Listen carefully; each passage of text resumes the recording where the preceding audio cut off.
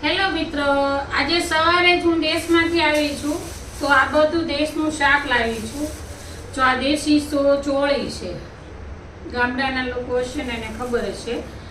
તો આ છે ને દેશી શાકભાજી ખાવાની મજા આવે. અહીંયા મળે મુંબઈમાં, પણ જે દેશમાં મળે ને એવું ન મળે. એટલે હું ક્યારેય પણ દેશમાં જાઉં ને તો શાકભાજી તો લેતી જાઉં. એમાંય તે બાકી તો અત્યારે ચોમાસું છે એટલે ઓળાના રીંગણા ખાવાની કેવી મજા આવે. જો છે ને રીંગણા લાવી છું, પછી આખા ભરીને રીંગણા ભરવાના, બીજા રીંગણા લાવી છું અને રવૈયાથી રવૈયા અને ગલકા છે, ગુવાર છે અને આ છે મરચા ખાવાની ઈચ્છા થાય પણ એસિડિટી થાય એટલે બહુ ઓછા લાવી છું.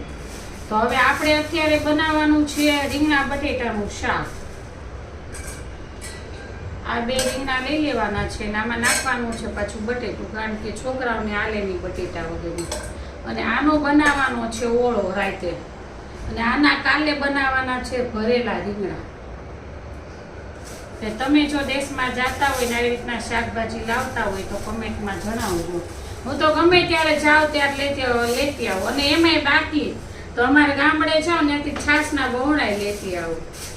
તમે લાવતા હશો ને કે નથી લાવતા? જો લાવતા હોય ને તો કમેન્ટ જરૂર કરજો, કારણ કે દેશની છાશ છે ને મીઠી લાગે બહુ જ.